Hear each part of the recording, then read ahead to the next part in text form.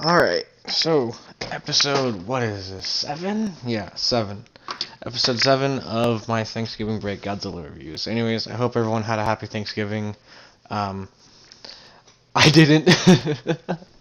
That's besides the point. I'll save that for another video, bro. um, but yeah, so episode 7. If you can't tell by the title, I'm doing Godzilla vs. Biollante. Why? Because it's a good movie. Yeah, these last 3 movies are going to be... Actually, no, these last 3 movies, Godzilla vs. Biollante, the one tomorrow, and the one on Sunday, are going to be 3 just random Godzilla movies. Actually, my favorite Godzilla movies, basically. So enjoy that knowledge. Anyways, Godzilla vs. Biollante is like one of the first Godzilla movies I ever saw. I think it was like the 5th one I ever saw. And I really enjoyed it. I had it on like VHS, and I'd always watch like the dub. So I wasn't like getting the full experience. Then I got it on DVD. And yeah, so basically, let me just go over my notes. My notes are, oh my god. So Godzilla vs. Biollante notes. Now the movie starts off directly after excuse me. Starts off directly after 1984. In fact, we get a recap of 1984 with like the destruction of the Super X. They say that Japan's been a ghost town, Godzilla's in Mount Mihara. And then we see like these British guys, if I believe, yeah, I think they're British. They're getting Godzilla cells, which are a thing that play a huge part in this movie. And so then these scientists show up that are actually supposed to be there because the British Special Forces aren't supposed to be there. I think they're British. I don't know. But basically, yes. And so this huge fight ensues, and like it's a massive gunfight, and these 3 guys are able to take out like a bunch of Japanese soldiers. It's crazy. And the greatest song in the world plays. It's called Biowars. It's like the most recognizable song off of this movie. Like, you play Biowars and someone is going to be like, oh yeah. To any Godzilla fan whatsoever, you say Biowars, they'll be like, oh yeah. But then they take out all the Japanese soldiers, and then they walk away, and some dude with like an AK-47 sniper, he shows up, and he like shoots them all, and he says, thanks you guys, and he's speaking in like some Middle Eastern language, and it turns out to be from this Ceradian oil company. Now, if you don't know what Ceradia is, it's much like what Brandon Tenold put it as, Fakistan. It's just this made-up Middle Eastern company that this main scientist and his daughter works for, and the scientist in question is named Dr. Shiragami, and he's going to be one of the main characters throughout this movie. In fact, he plays like a huge role throughout this movie. And anyways, then he has to go to the oil company not the oil company, but a science company in Ceradia to talk about the Godzilla cells. And when they do, his daughter Erica goes over there, and she dies in an explosion. Okay, so my bad, I had to pause for a second because something came up. Okay, so now, let's just go on a Snapchat. So yes, Erica dies, Dr. Shiragami's sad, and then we get introduced to Miki Sagusa, who plays a huge role in the Heisei series. And she's like the psychic girl that can like communicate with like monsters and shit, and she has like a connection with Godzilla's son later in the Heisei series, and it's really cool. But for now, she's like communicating with Erica's spirit in this in this like I don't know what to say, like Rose Observatory, basically. I don't know what the fuck it is. But yeah, Dr. Shiragami, he has a bunch of roses, and he says that Erica's soul is still in them, and that Mickey can like communicate with him. And we're also introduced to Asuka, who is this one character. No, not the one from Evangelion, but you know, she's like the love interest to one of the other characters in the movie, who we'll get introduced to later. And they talk about like all these things, and how like this one guy, I think his name, which I believe so, it could be Dr. Kirishima, which is the other scientist who's Asuka's love interest. He says, oh, you know, I think I should like preserve these Nobel Prize winners' semen, so that way I can create future geniuses. Which I don't know why the fuck you would do that, man, or why they decided to put that line in out of all things. But it's whatever. It's a throwaway line. Who cares? But The story behind that, my God. And we also see these two American dudes stalking them, and they're like, "Oh, she's not a bad sight." And then the Ceridian guy from before, he's also stalking them because they want to get what's in Dr. Shiragami's lab. We don't know what yet, but they want something from there. And then we see Asuka and Dr. Kirishima in a place in Tokyo where Godzilla was, literally like 5 years before, because if I believe so, this movie takes place 5 years after Godzilla 1984. Yeah, it would. Oh my God, my bad. But yeah, this movie takes place 5 years after Godzilla 1984, and basically they talk about like the chimera, and they talk about how like this is what happens when you mess with cells, and that's basically what they're doing with the Godzilla cells. Is they're messing with the Godzilla, is they're messing with cells, and they're making like a whole new creature. Um, yes, and then they, and then it's kind of revealed that like Asuka and Dr. Kirishima are probably going to be like love interests later, because they're like, you're trying to be Romeo, but I'm not going to be your Juliet, which is a total lie.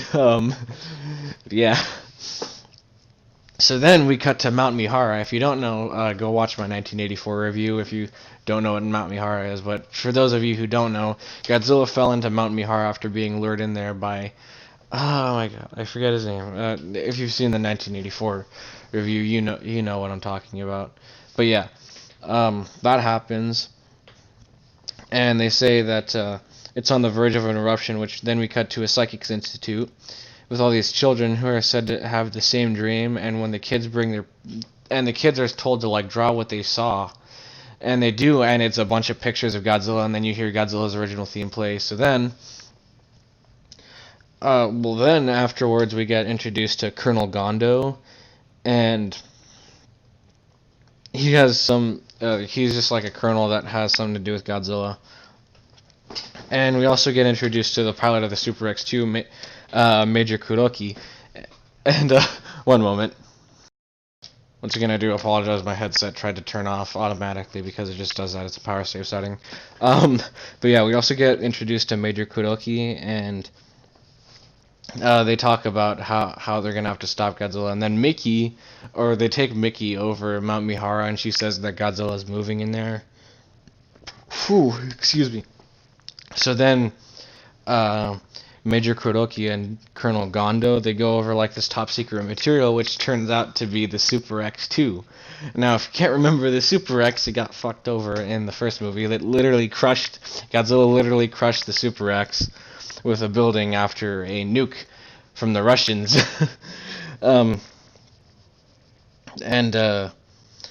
Later we also get introduced to the anti-nuclear bacteria, which is going to be used against Godzilla later. Which is also part of the whole Biowars thing, which I guess was a nice touch. Yes. So, oh my God. So then Dr. Shiragami says that he won't work on, because Dr. Kirishima and a few other people, they want to like work on an anti-nuclear bacteria to stop Godzilla, and Dr. Shiragami is asked to do it, but he says he won't do it. But then an earthquake happens, which is caused by the eruption at Mount Mihara, and all of a sudden, the Rose Observatory, the Rose Observatory thing like breaks, and so Dr. Shiragami is like, oh shit, no, and he's like, I need to keep my daughter alive. So he asks for the Godzilla cells. He asks for the Godzilla cells, and he says, I'll do it, but just let me use them for like 7 days. And so they agree on that. Okay, so hold up. So then we see that, and Dr. Shiragami basically splices the Rose genes with Godzilla cells, and that basically creates Biollante. Okay, so let's see, Dr. Kirishima and Dr. Shiragami. I'm sorry. Okay, so then a helicopter is surveying Mount Mihara, and we see like actual footage of Godzilla like moving in the mountain. He's awake. And then these two American agents from before, they break into Dr. Shiragami's place, and so does the Seradian agent. And so then the two parties get into a huge shootout, but are then interrupted by this giant vine that picks up one of the American guys and chokes him to death. And so he dies, and then the other guy gets away by jumping through a window, and then the Seradian agent basically fights his way through it and like cuts off one of the vines basically, and it dies. um, yeah. Then afterwards, um, Dr. Kirishima gets mad at Dr. Shiragami for being like, "Oh, this is what." I need to stop saying, "Oh." He says, "So this is what you were doing with the Godzilla cells? You were splicing genes, and in turn, you created a monster." Which is basically what he did, and kind of like the Chimera. I'm sorry if I say that. It's just like I grew up on the Godzilla Hanna-Barbera show. And then afterwards, we see a woman reading a ransom note to Dr. Kirishima and the head of the company that's funding the anti-nuclear bacteria research. And they say, "We've got Mount Mihara rigged to blow up," and then they blow some, and then like there's an explosion at Mount Mihara, and they said, "We're responsible for the explosion that just happened right now. You have 24 hours to give us the anti-nuclear bacteria before we release Godzilla." And so anyways, holy shit. Okay, so then we cut to like Asuka and Miki. They're looking at a lake and they're looking for something. Later we find out it's Biollante in her first form. So we later find out it's Biollante in her first form, which looks exactly like a drawing that Miki made beforehand. Then then when Biollante shows up in the lake that they were surveying beforehand, Dr. Kirishima gets mad at Dr. Shiragami and asks him if this is truly science, and he says, "You people are just too critical of things," to a news reporter. So then we cut to Colonel Gondo and Colonel Gondo and Dr. Kirishima, and they go to meet the remaining American guy, to give him the anti-nuclear bacteria, which they're then ambushed by the Seradian agent. And the American guy runs off, but he gets shot and killed. And there's a huge rush to get the detonator, so that way they can turn it off. But like the wire's already messed up, and so they can't. And then Colonel Gondo says "Amen," realizing that they don't have enough time. Then Godzilla is released from Mount Mihara, and his theme plays, and it's like easily the greatest entrance in almost one of the greatest entrances in any Heisei Godzilla movie, at least in terms of Godzilla. So then we see some vampire-looking dude talking about how like everyone's gonna die, and then it like serves no purpose in the movie. I don't know like the exact reason behind it, but it was amazing. He says, "Oh, you're all about to die," and then they're like, "Oh wait, we need to give you guys a news program," and then it just like cuts away. It's like, what was the point of that? I don't know. I'm pretty sure he was like some kind of like TV show. He was like some kind of TV show host at the time, but that's besides the point. So then they talk about like how Godzilla's back, and they also say that Godzilla's finally like moving forward towards places. So the military launches an attack, but it fails, and they use like, oh my god, I can't talk. So they use battleships and they use helicopters, and it doesn't work. So they use the Super X-2, and oh my god, I need to go back up because hold up. Okay, so then they get Major Kuroki to pilot the Super X, and he does that, and the Super X puts up a huge fight, and then they open up the fire mirror, which is this like main thing, and it's made out of like synthetic diamonds, and it reflects like Godzilla's atomic breath back at him, and it's really cool because you think that it would like withstand everything, but then it starts melting, and they switch to like the actual like missiles and stuff. Excuse me. So they switch to the actual missiles, and they take out Godzilla that way. And then Godzilla flees, and we then see that Godzilla is actually headed towards Biollante now because Biollante is calling Godzilla. Oh my god, I feel like I skipped something. Hold up. Okay, so I didn't skip anything. Um, but anyways, basically Biollante is calling Godzilla, and Godzilla shows up, and so even though Biollante has like the distance, Godzilla's got like brute strength on his side, so he like blasts through like Biollante's Venus flytrap arms, and it's a cool fight scene. Um, but anyways, then Godzilla blasts Biollante in like the stomach with his atomic breath, and it reveals like a heart, and then like we see that Biolante's dying, and like her heart blows up, and Biolante's like pollen shoots up in the air, and then we see Biolante's like final form, and it's really cool, but we don't really like hear it. Um, and they say like the reason is because his atomic breath like stopped Biolante's cell division, so that was kind of weird. Um, but yeah. Then the military. So basically, then the military tries to get Miki to locate Godzilla, and I mean, she does that, but then she tries to like or psychokinetically challenge Godzilla to a fight, basically, and she ends up like passing out and almost dying. So it's like really crazy. Um, but yeah, and at the same time, they show us like a Godzilla. They say a. Okay, but they say, okay, so Godzilla is looking for energy because in his attack in 1954, he attacked a nuclear power plant for. He attacked a nuclear power plant to restore his energy, and he did that. So they think that Godzilla is going to attack one of like 4 nuclear power plants, and they say there's one in Osaka, but it looks like it says Obama, so I guess that's where they're hiding the Obamium. I just dated this video. But yeah. So the JSDF, they then launch another attack on Godzilla in Osaka when he shows up, and they send a squad led by Colonel Gondo to shoot the anti-nuclear bacteria at Godzilla. But beforehand, they had to get they have to get the anti-nuclear bacteria, and they know exactly where because they find out it's from that Seradia was the one that was behind like stealing the anti-nuclear bacteria. Oh my god.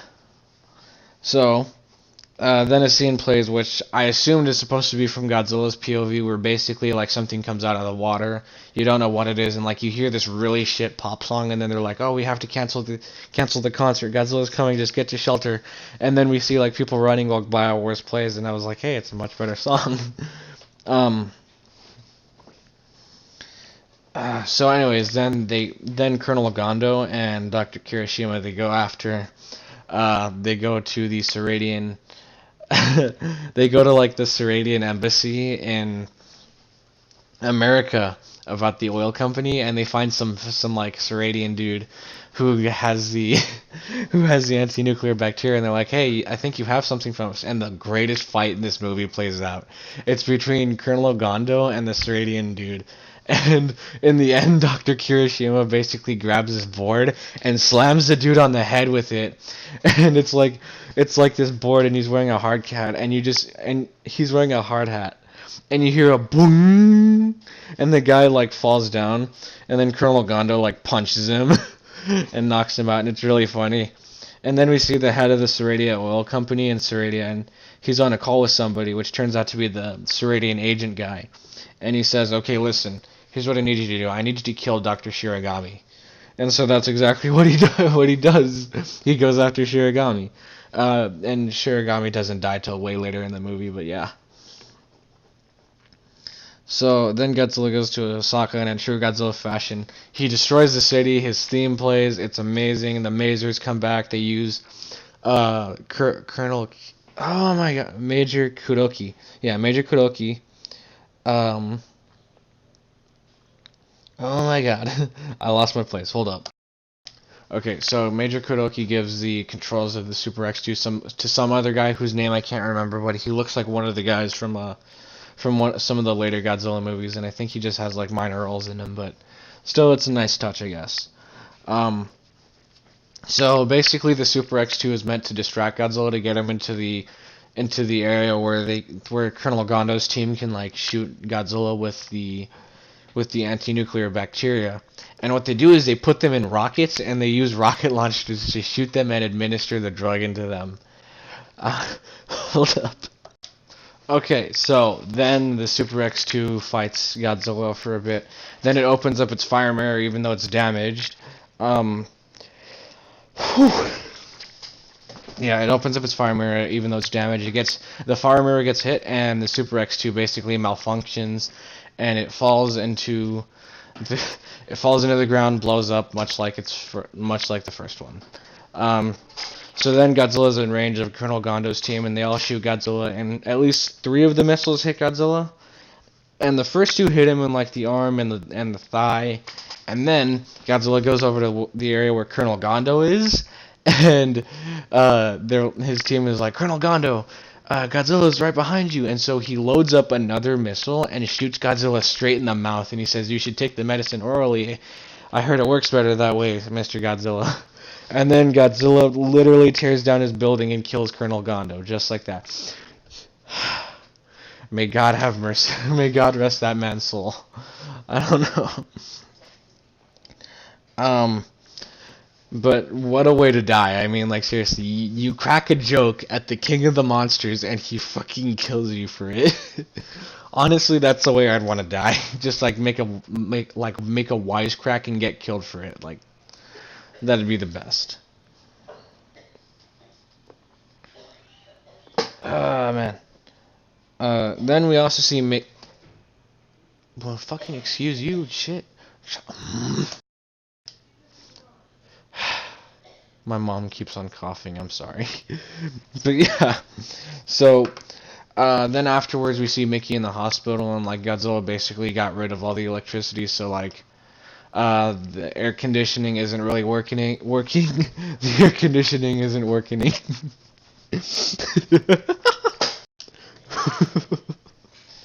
I'm sorry. I don't know why that was funny to me. Okay, so basically the air conditioning isn't working, and Mickey almost dies basically from the psychokinetic fight that she has with Godzilla. And then we see that Godzilla, even though after like 8 hours, the dosage of anti-nuclear bacteria isn't working. So the scientists, they theorize that Godzilla might have like a colder bloodstream, or like a colder blood than humans, and so that's why, because bacteria reproduces slower when it's in cold conditions, but when it's in hot conditions, it reproduces faster. So what they try to do is one of the craziest things. They get a storm cloud, and they get like basically lightning rods that are like remote activated somehow. And so they get the Maser March to play, or the Maser March plays while they set everything up, and they also bring back the Maser tanks, and then Godzilla shows up, and that's what they do. They electrocute Godzilla, and they basically speed up the process by heating him up with electricity. It was crazy. So it's one of the coolest fights. It's one of like the coolest scenes where like Godzilla takes on the military. I love it. I really do. And then we see Mickey walk outside as she's followed by Asuka and Dr. Kirishima.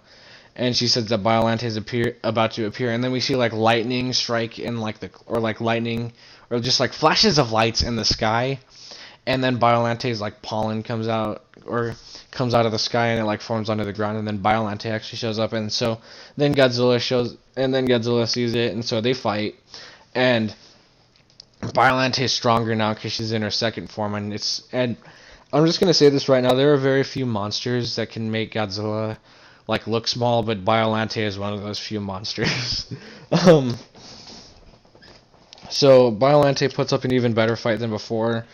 She can actually move this time, and she even like impales Godzilla on like the shoulder and the hand. And Godzilla, being the badass he is, he just like rips that shit out, and he says, "Bring it on, bitch." And so Biollante shoots Godzilla with an acid, which actually acts as another catalyst for the bacteria to speed up. And then Biollante like wraps Godzilla with one of her Venus flytrap arms, and Godzilla actually uses his nuclear pulse for the first time like ever, and it's so cool. And then Biollante tries to eat Godzilla, and he uses his atomic breath to blow the back of her head out, and she shoots him with the acid spray again. And That's basically the whole fight. Like, really? I mean, I get that, budget is a thing, but come on. It was just one huge beam spam. Anyways, Godzilla turns away, and they theorize that Godzilla is about to die from the anti-nuclear bacteria. He falls headfirst into the water after he gets close to the ocean, and that's going to come into play later. You'll see why. So then Dr. Shiragami talks about like how Erica's still there in Biollante because her soul is also in Biollante for some reason. And then he gets shot.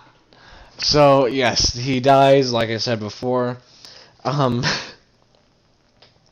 Dr. Kirishima goes after him, even though throughout this whole... I'm not going to mention it. But yeah.